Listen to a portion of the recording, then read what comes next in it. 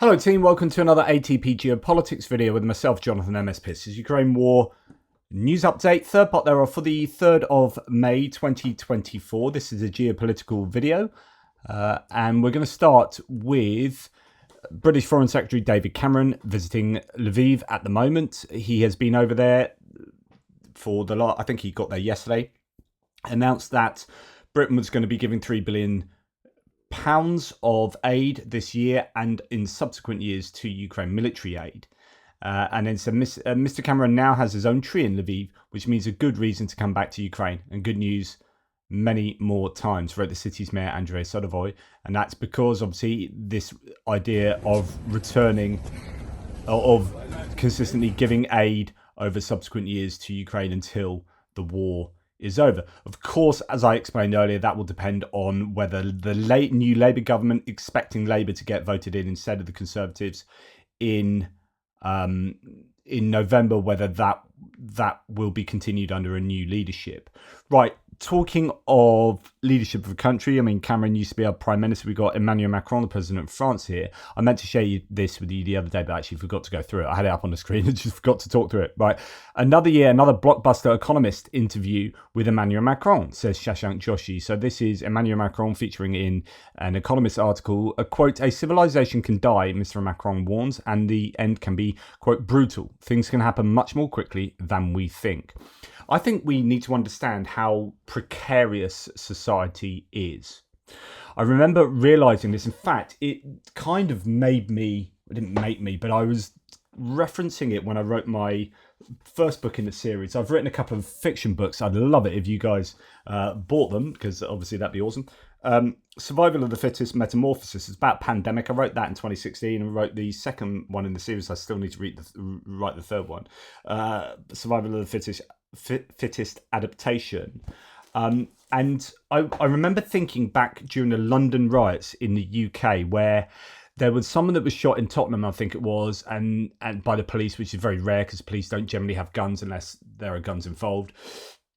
And suddenly a load of riots kicked off, and then suddenly parts of London were on fire, and there were just riots everywhere and people were looting.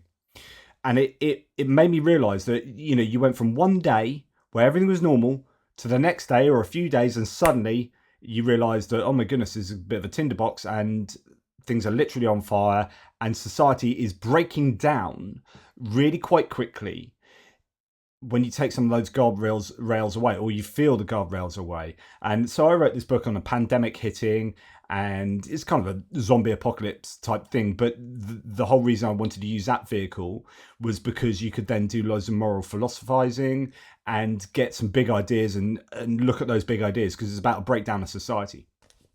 And that stuff really fascinates me. But I think when you look at what's happening in Georgia right now, when you look at what goes on in many countries around the world, you realise in these really febrile atmospheres how fragile society really is. And you take away some of those things. So the idea is with a pandemic, if that actually affected the law, the forces, you know, the police forces and the army and the navy and whatnot, your armed forces were, and your government were equally taken out by a pandemic, then everything is everyone for themselves. Like, without those frameworks in place, it all becomes chaos, and it's so easy for us to devolve into chaos. And we need to understand that politically. Like, we have all these involved political systems in each country, but also internationally, these organizations, all very complex. But actually, things can just fall apart like that. Macron has said about troops in Ukraine, if the Russians were to break through the front lines, if there were a Ukrainian request, which is not the case today, he says, we would legitimately have to ask ourselves this question. It's really interesting that, bringing up the idea of French troops in Ukraine, not a problem. And if Ukraine asked us to do that, we'd have to seriously consider it. So that does two things. One, it tells us that Ukraine haven't formally asked France for that, and nor would you expect them to have done so far. They consistently say, look, we're not asking for troops, we're asking for equipment so that our troops can do the work here. But it also is a kind of signal to Ukraine, this by France, that we might be expecting that request at some point. It's almost giving the permission for that request. I think it's interesting messaging that, because it's communicating to Zelensky that if you ask us for troops, we will consider it. So really, like, sometimes we overlook the little things. Sometimes these little statements here or there can represent massive ideas and really big. I think that's a huge thing. At EPC in July, Macron, quote, wants attendees to identify the security risks facing Europe, capabilities it needs, and how to make more kit on European soil. It wants full discussion of how France's nuclear deterrent could contribute further to European security. I talked about that the other day. America has ended up massively subsidizing its own industry, just like the Chinese. Right. This goes back to what I said the other day. No such thing as a free lunch. And I know people like Bertold are like, oh, it's a really cynical look at the world. And actually, sometimes we're really moral. And people were mentioning slavery as like, well, you know, we did that for moral reasons. That was as a result of a huge philosophical shift in the understanding of what humans are. Like when you had that kind of enlightenment shift going on, where we are teasing apart our understanding of how the fabric of reality works, kind of how reality works, then you're going to have big changes into how we do things. So that was very much a moral shift based on the morality, but it was a real big shift in human thought. We haven't had that in the last 10, 20, 30 years, right? There's no kind of massive shift in how we understand the reality, philosophically speaking. And so in the same way as like re-understanding humanity with regard to slavery. And so when we do things morally, it is often this post hoc rationalization or after the fact rationalization of strategic goals and intentions and activities, or it just goes alongside. We do things that both have a moral rectitude to them and a strategic benefit to us. And I think that's exactly what Ukraine is. We are doing what we are doing in Ukraine because it's to the benefit of us, our international communities, global security, global economics, and it's morally right to do that, right? But then why haven't we got involved in Myanmar? Why didn't we get involved in Zimbabwe? Why did we get involved in Iraq and Libya? Oil. So, you know, we don't just go around moralizing all over the shop and being world police all over the place. We do it in strategic places. And I was talking about how the US, with regard to NATO and the expenditure on defense, it's part of their entire economic strategy to spend that much money on defense. And so it's very easy for someone like, and we'll come back to Trump and others, to kind of in some ways rightly say, Europe needs to pick up spending on defense, but actually it's not part of our economic strategies. And so when we do that, when we have to pick up that expenditure, it's at the expense of other parts of our political budgeting, because it's not what we're used to. So the US spends vast amounts on defense, but then it's done that for a long time, and it's part and parcel of how it operates, and it's got used to it.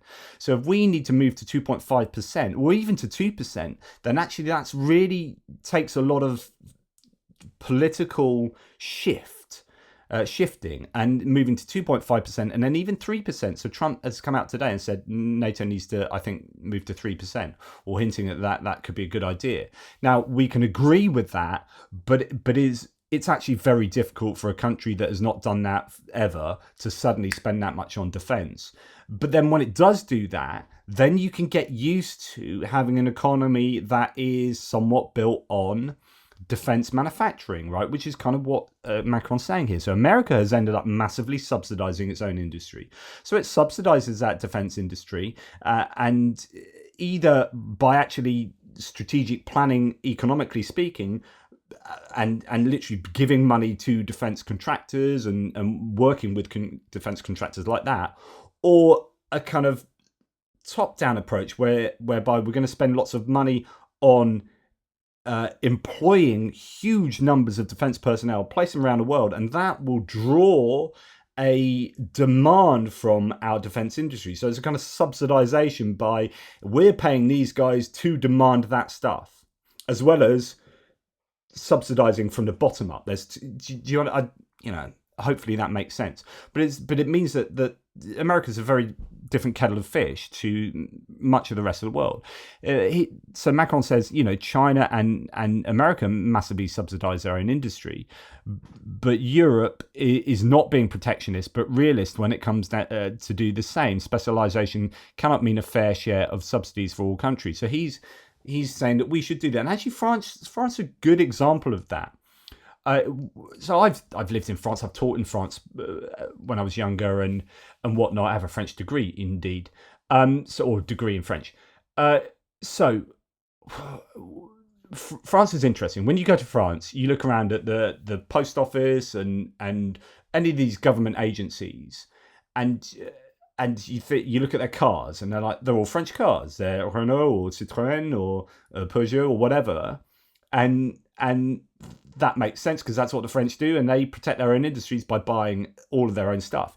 In Britain, we moan that the French, they interpret the rules differently and they do things differently, and we adhere to the rules. And we have this approach to free market economics in the UK, whereby we put everything out to tender, and we will take the best or the cheapest or some kind of version of, but often the cheapest offer.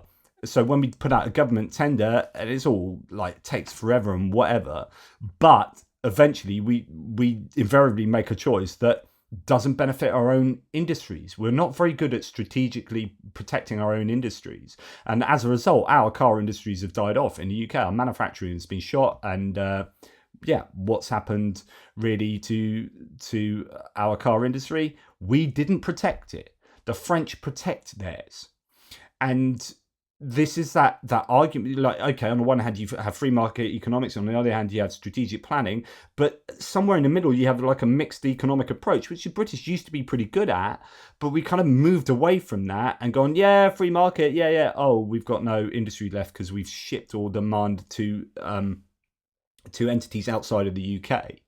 France are really good at protecting their own industry, I would argue, compared to the UK. And so it's absolutely no surprise that it's Emmanuel Macron that is shouting for this, military strategy within the EU of buying 60% EU stuff, and also saying, we Czech initiative is pretty good, but if you're going to buy shells from outside, we're not a big fan of that. So it was the French who were the last ones on board with supporting the Czech initiative and with generally buying equipment from outside the EU with EU money to help Ukraine. That's how the French kind of work. So anyway, I think that's pretty interesting. Just a few more bits. Macron, nuclear forces. France has always rejected the use of tactical nuclear weapons, our doctrine being one of acceptable damage and not that of limited nuclear war. You're right to ask a question, but I'm right not to give a clear answer. And he likes a bit of strategic ambiguity, and I like that. Macron, if we want to build an effective and credible strategic concept of joint defence, which is a prerequisite for a joint security framework, nuclear weapons must be included in the debate within the known limits that govern their use and without changing these. There is no question of brushing NATO aside, but this framework is much broader than what is currently being done with NATO. What I would like to see is a discussion within a framework of the European political community. I'm going to tell you the truth about this. We have a Franco-German agreement with Chancellor Scholz, a move to qualified majority voting on the two main issues that will require unanimity, namely taxation and foreign policy. It's not as if Brexit has been wiped out, he continues later, because there are consequences for the single market, and there will be in the long term. But I don't think it should prevent us from moving forward at full speed on strategic and military issues. So possibly the idea of working together with the UK, even though UK is out of the EU. That's how I'd interpret that. And how serious stuff is at the moment. I was having a massive debate with my mate Tom Williamson, who is a member here and who often comments on the threads.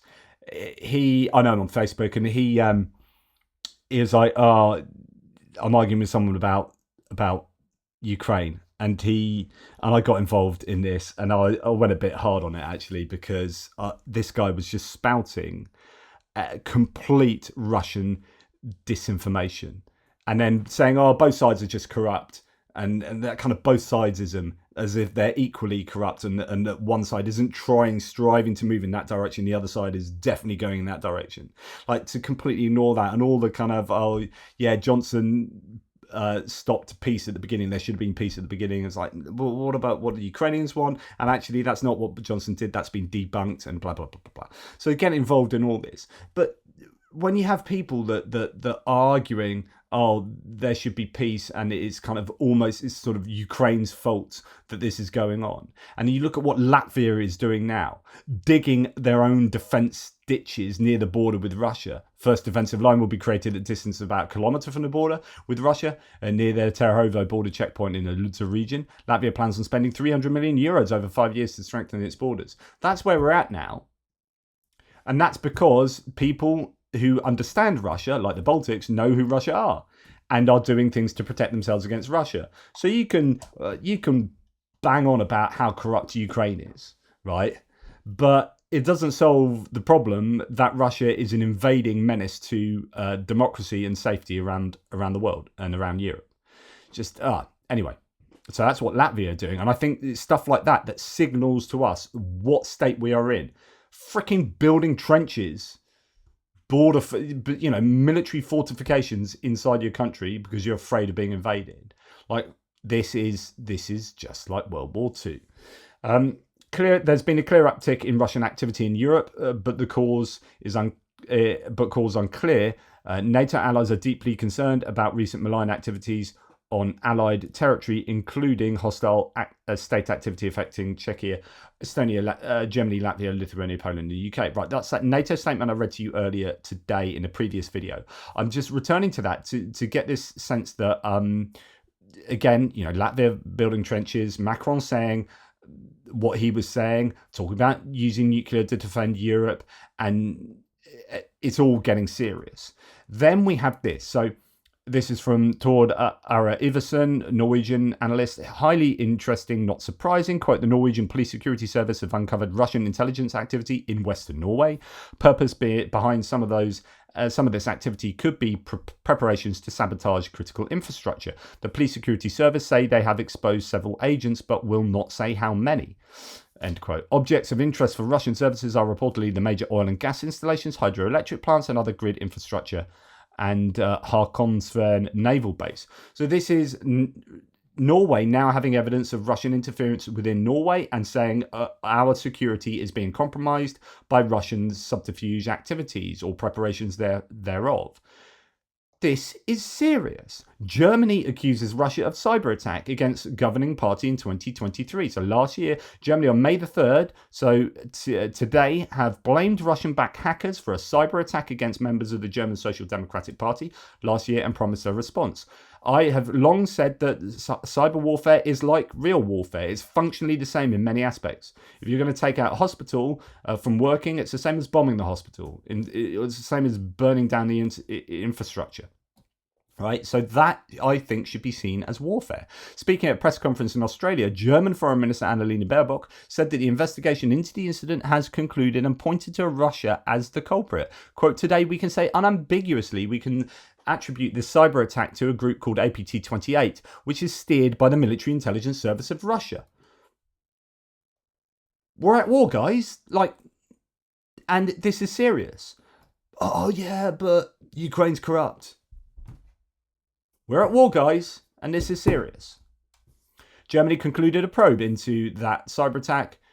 It was a state-sponsored Russian cyber attack on Germany and will have consequences, Baerbock stated. So it's just a further quote there that I think is important. Will have consequences. I hope so, because that can often sound like empty rhetoric.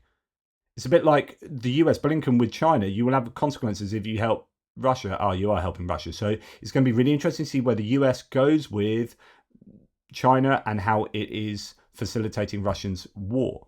Shashank Joshi again says in quoting Foreign Affairs piece here, quote, overstating the power of propaganda risks amplifying not only the original falsehood, but also an even more corrosive and polarizing narrative that American politicians are somehow remote controlled and that US citizens don't have agency. In a counterintuitive twist, a propaganda campaign may receive its biggest boost after it has been uncovered. Russian intelligence officers are likely designing their campaigns so that such falsehoods will gain even more traction once the subterfuge is revealed. Outlets ranging from the Wall Street Journal to the BBC have made similar claims. A closer look at the facts in these cases, however, reveals the opposite, that Russian disinformation was parroting the American far right. This is really interesting here, and this is where it gets even more complicated. The idea here, and I've said this, like disinformation or Russian information warfare is not always about making stuff up. They sometimes do make stuff up, right? And then they put it on YouTube in some unknown channels, and then that gets picked up, and then you can see it get amplified and spread and whatever. It spreads like a contagion. So that is what they do. But what they also do is take known divisive subjects and hit that wedge into those subjects and open that crack into a chasm and then shout about one side of that chasm. So it can be, say, immigration issues in the US or in the UK or in the EU, and say, right, we know that some people here have issues. We're not making stuff up, but what we're going to do is we're going to shout about it and make it seem like there are way more people who are angry about this than there really are.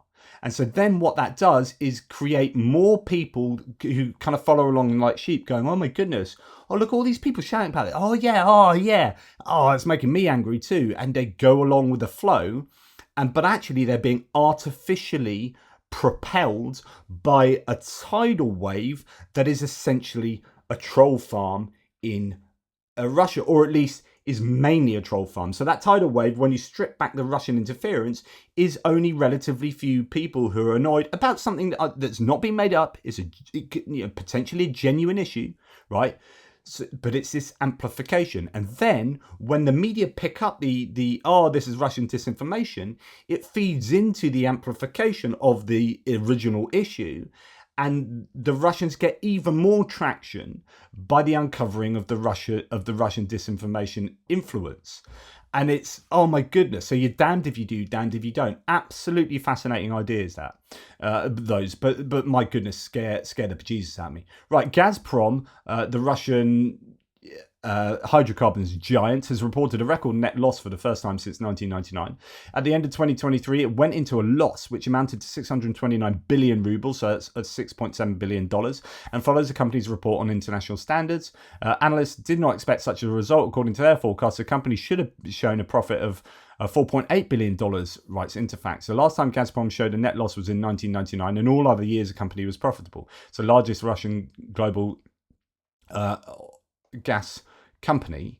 And here, do we have Tendar saying so? Oh no, I did have a Tendar quote on that, which I thought was pretty good. But anyway, this is apparently the graph to show that normally if you want to lose this much money this fast and this pointlessly, you have to impulse purchase a social network. Ouch. So this is a big loss. And of course, that is going to affect the Russian coffers and the funding of the war. Now, moving on to that is huge, by the way, that news. And Joe Blogs has just done another video on the Russian GDP should be seen in terms of understanding percentages and understanding actually they're in a lot of trouble. And of course, the idea that it's completely artificially boosted by itself, talking about that earlier. But if you have a long-term strategy for a kind of a military economy, or an economy that has a large component of a huge military expenditure, then you get used to that. But at the moment, the Russian economy has just been flipped really quickly to a much more unsustainable military economy and a war footing, whereby once they've destroyed all the stuff they're creating, and after the war is over, you're wondering whether Russia have just screwed themselves economically. And so this is, it might look like their GDP is quite good at the moment. By point of fact, it's improved from last year, but it's throwing money into a very narrow sector from the bottom, and then all the stuff it's producing, it's not exporting any of that, it's throwing it into a war and seeing it get destroyed along with human beings, and then rinse and repeat. So yeah, it's super important that Gazprom is making a loss. Donald Trump is considering ramping up his demand for military spending by NATO members from 2% to 3% of GDP, the Times has been told. Now, there's two ways of looking at this. One, that could be quite sensible, as in, I think this is potentially a good idea. We're, as I keep arguing, somewhat in a war. We need to be operating as if we are in a war. And I think spending 3% of GDP on the military is probably quite a sensible idea now. So I congratulate him for that. However, I don't think he's doing that from a military strategic perspective, because he's dead against supporting Ukraine. He's dead against war. I think this is his way of moving the P in a shell game. And saying, you moving the goalposts, really. Okay, we're now doing 2.5%, say a bunch of NATO nations. Yeah, we got to 2%. Yeah, some of us got to 2%, 2.5%. And he says, yeah, you need to be at 3% now. And I think this is a way of just making it an even more difficult benchmark to reach for NATO as an excuse to say, well, you're not doing that, screw you guys. I'd love it if this was a military strategy, military economic strategy for him that is tied up with a foreign policy approach. But it's not. He's isolationist, and it is totally not aligned with everything else he said about Ukraine. So unfortunately, I think cynically about what he said there, even though the actual objective is I think a pretty decent thing to strive for. So I kind of congratulate him for saying that, but I think the rationale for him saying that is questionable. Following Ukraine funding victory, Biden is poised to minimize war messaging, focusing instead on economic concerns as election looms, Politico says. This, I could have bet $1 billion this is, if I had it, this would be what Biden and the Democrats would do. This is entirely predictable and sensible from a campaigning point of view. So, and actually, it's probably a good thing for Ukraine in the long run. Let me explain. So, Ukraine has become a partisan issue. You have some really decent Republicans who are striving for extra funding and extra support for Ukraine. That funding has now got through Congress, and actually in a really pretty decent bipartisan way. Yet, in the public information spaces and amongst many Republicans, this is a super divisive issue and has now become a partisan issue, such that for some of the MAGA base, support for Ukraine is a Democrat thing and not an American thing. Now, I think that's wrong, and I'm pretty sure all of you think that's wrong, unless you're a Russian troll. Now, given that the bill has been passed and there is going to be no bill before November 2024, that's pretty much everyone's going to agree on that one. There's no point risking making Ukraine even more partisan by using that on a campaign trail. So if Biden starts banging on about Ukraine and saying, oh, look how well we've done on Ukraine, it's going to say, well, that's what Biden is doing on a campaign trail, so we should be arguing against that as Republicans because that's his campaign thing. So we'll be arguing, yeah, and we're okay, vote us in, and we won't do that. And so therefore, that will be counterproductive for both, well, really for Ukraine. So it's a good idea that he keeps Ukraine quiet now, and probably Taiwan and a whole bunch of other foreign diplomatic things, and concentrates on domestic issues like the domestic economy, like the chips and science, like infrastructure, etc., etc. So I think Biden is going to do that. Democrats are going to do that. It's sensible. And if that gets him voted in, and gets Democrats voted in Senate and House of Representatives, and you get a trifecta, then I think that will most benefit Ukraine as well, because you'll have all one party who are broadly all in support of Ukraine, controlling all three components of the US Congress and state architecture, and then being able to help Ukraine out more in the long run. So I think that's sensible, predicted. I don't think that's any kind of issue for Ukraine going forward. I think you'll hear about Ukraine in all the right places, and when it's good and proper for people to talk about that, Blinken, I'm sure, will feature, etc., etc. And they'll still be doing things like Ramstein and Lloyd Austin will still be doing all that kind of stuff. And support will still be coming. And there'll be arms packages still flowing to Ukraine. It's just they won't be shouting about it on the campaign trail. White House has said that Russia supplies North Korea with fuel above the UN cap. Russia has been shipping refined petroleum to North Korea in volumes that may violate UN restrictions, according to Reuters, citing US National Security spokesman John Kirby. I think this is super serious, and I think already Russia should be should face the consequences of violating UN sanctions and restrictions already. And this is just another one. There really needs to be something that happens to Russia. The UN really needs to sharpen their teeth. But of course, with Russia sitting with a veto on the UN Security Council, it's all a bit of a problem. Right, quote, China has crossed Biden's red line on Ukraine. The president warned Xi not to provide material support for Russia, according to the Wall Street Journal.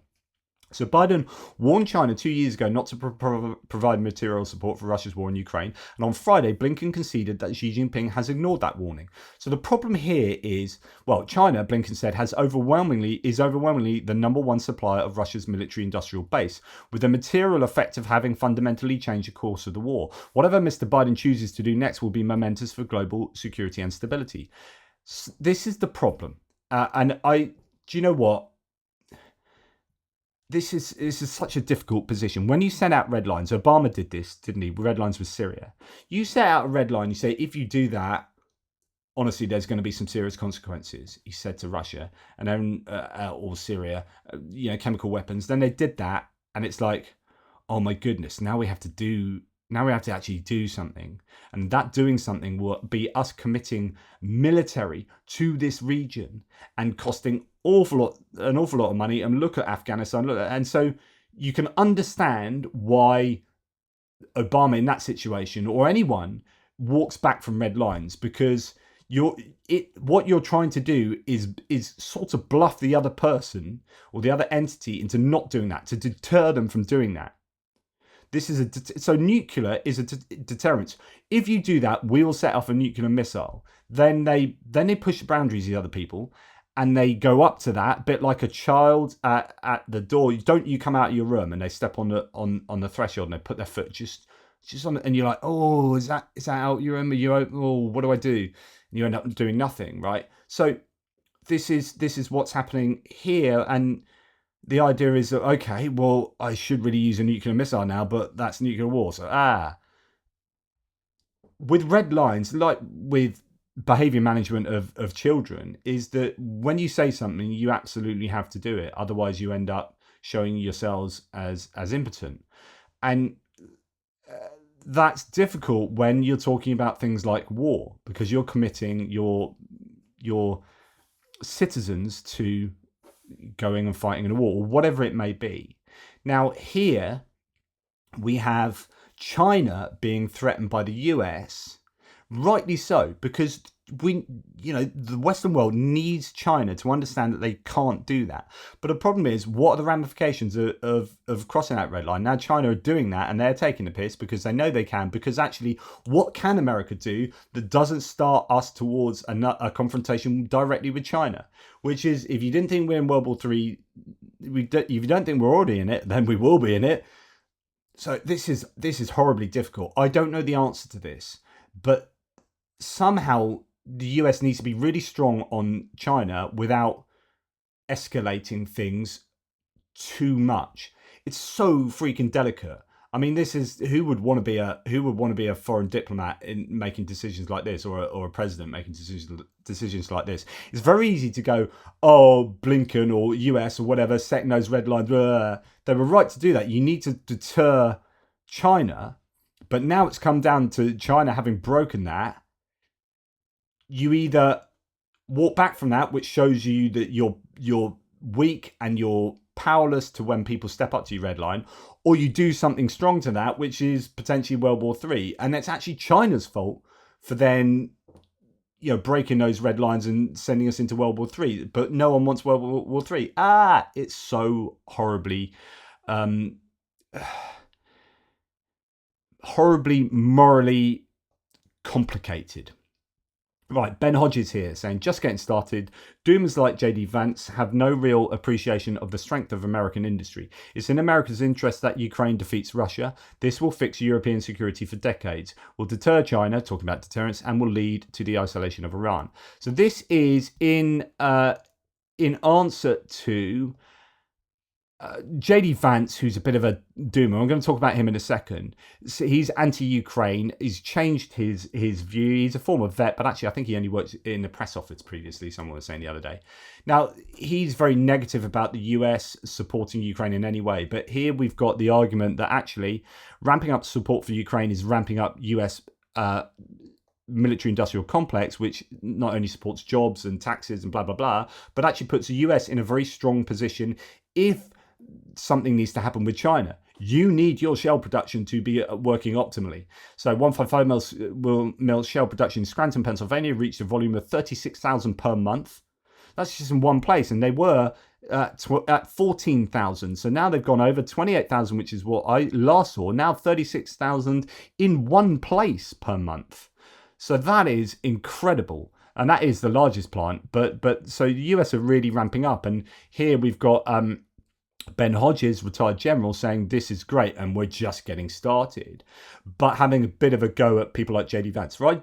Why JD Vance is important in this. And I'm going to talk about, some of you say you spend too long, giving your own political opinions on stuff.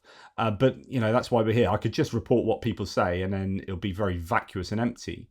JD Vance said back in 2016, I go back and forth between thinking Trump might be a cynical asshole like Nixon, who wouldn't be that bad and might even prove useful, or that he might be America's Hitler, right? And he's now brown-nosing Trump to the point where he is one of the top favorites for the vice presidential pick for Trump.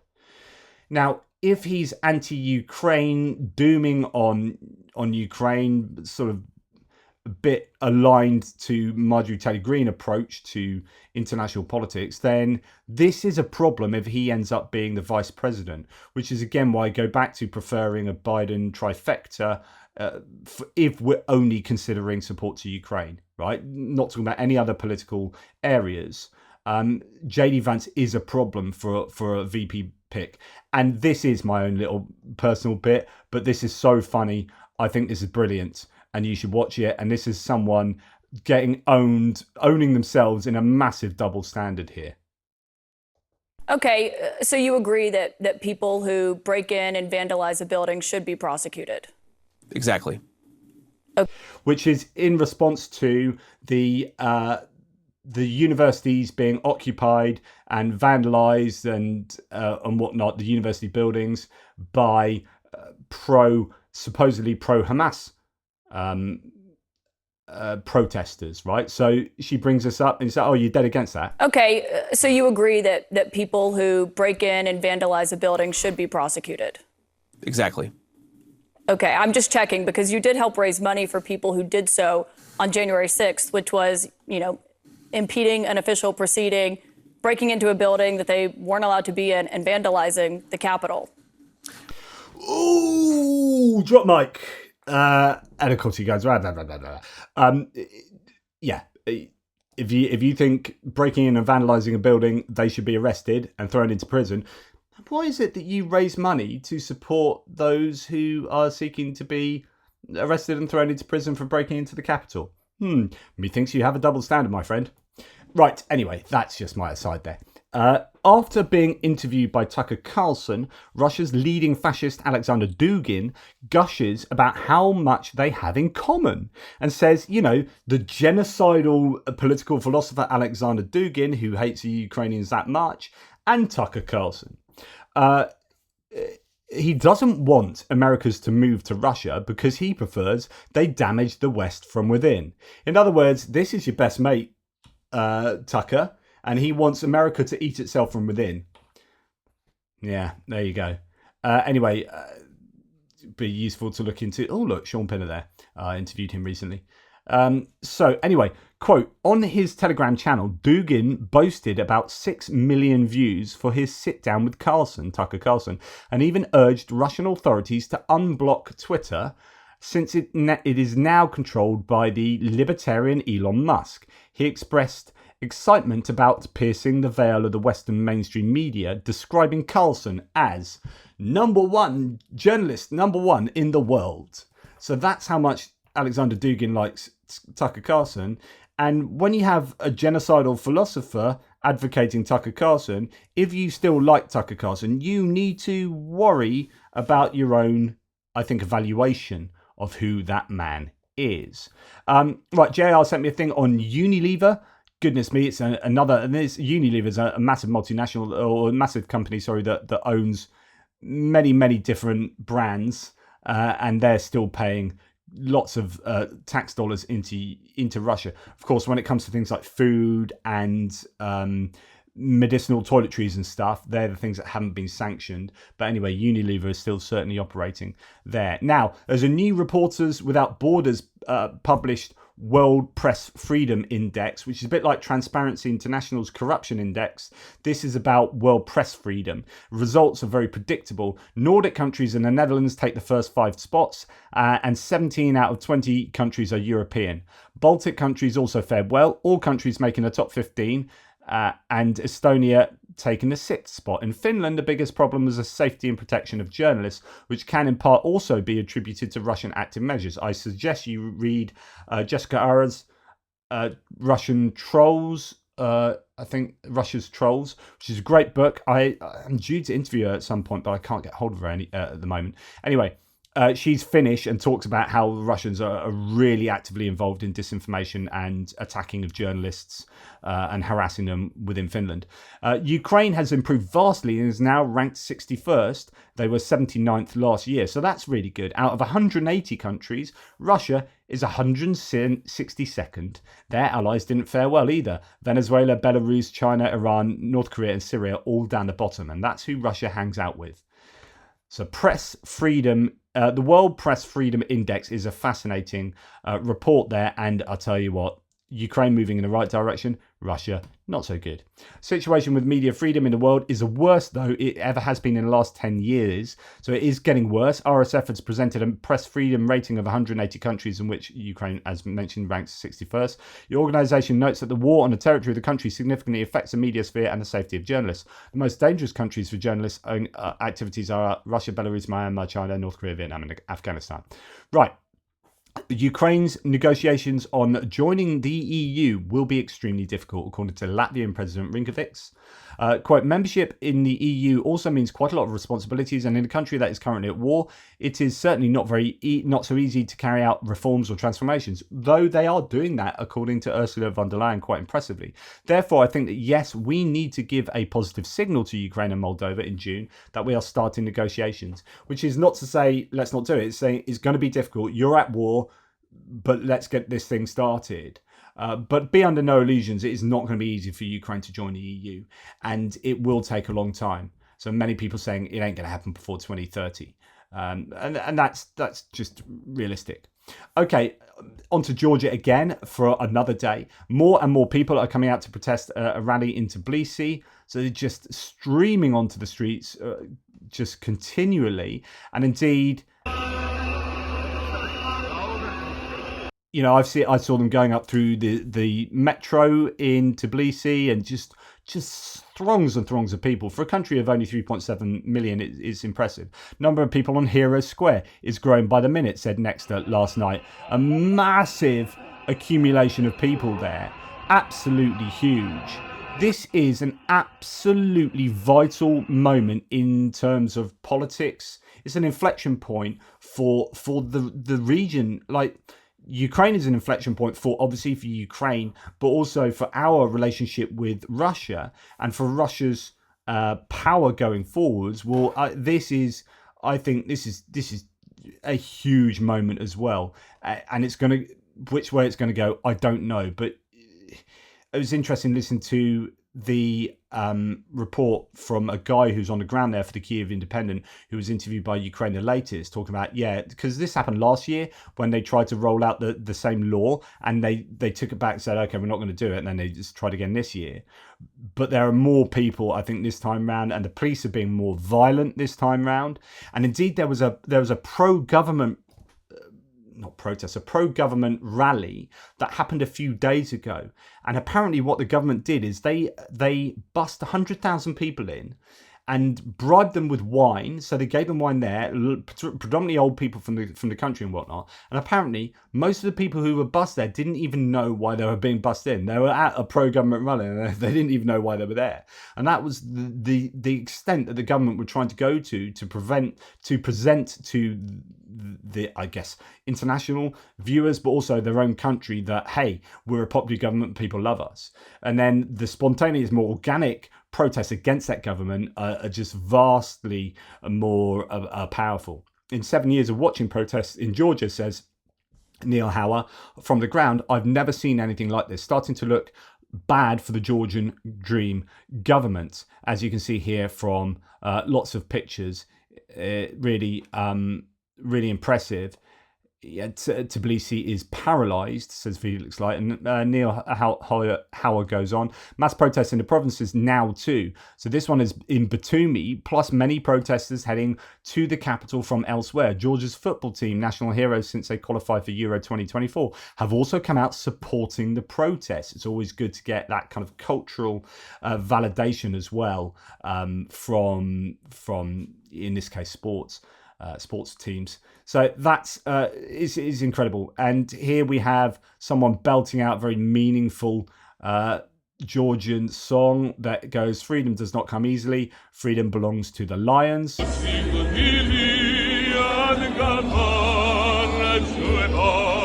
There's very much a Euromaidan feeling to this. You got it's very peaceful until the police get involved and start beating people up. It's otherwise very peaceful, very positive, and a lot of people there, and a lot of young people particularly, obviously, as you would expect with something like this. So what we have seen is the police cracking down really heavily. I've seen umpteen videos of people getting the absolute crap beaten out of them by the police, who are acting with impunity, dragging people away, locking people up. So as a result, the protesters are now demanding sort of three things. Obviously, the law to not be passed, and the people that have been locked up to be let free as well. And that's a really important part, and one other thing they're asking. But certainly the police are acting as a tool of the government and as a tool of an increasingly autocratic government, cracking down on people who are exercising their free speech, freedom of movement. Just they're exercising their right to say, hey, this is not cool. Now, I just want to, and you know it's going to come from me, but I just want to play you this, about police acting with impunity and having no comeback. Well, this is what your man said last night, I believe.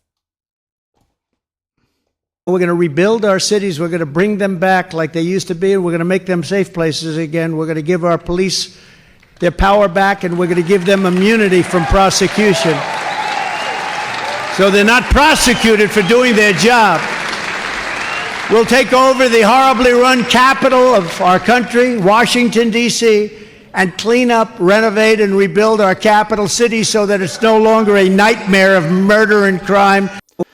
Which is a lie, and he's had that pointed out to him, and he just doesn't believe the statistics. So the crime has actually gone down in successive years, really plummeted in some cases, and but he's talking about giving the police immunity because it's such a crime-ridden place. To just beat up protesters like that and get away with it? I don't know. Anyway, Georgian Prime Minister Irakli Kobakidze has cancelled a visit to the US because of a request from Washington to suspend consideration of the Foreign Agents Bill.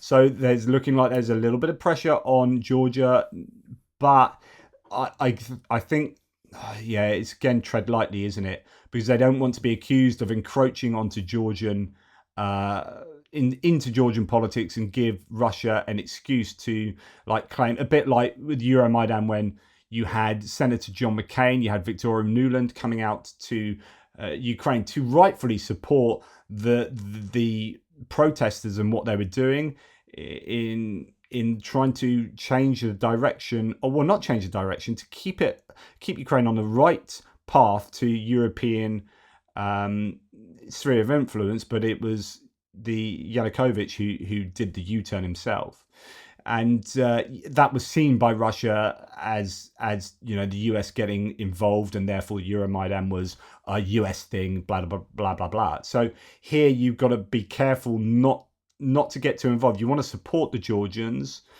without making it look like it's being provoked by the West and the US in particular. So yeah, fascinating one to watch. And if the Georgian people can repudiate Russian influence in Georgia, I think that would be such a victory, and it will be a victory in terms of the Ukraine war as well.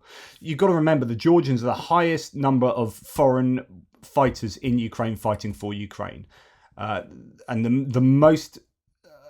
the highest number of foreign fighters who have died are Georgian fighters who have died. So there is that connection between Georgia and Ukraine. There's a great video from like 1994 or whatever of Ukrainian fighters going to Georgia in a similar way, and probably a good time to get that out again. But yeah, this is definitely one to watch. Right, that's enough from me. Take care. Speak soon.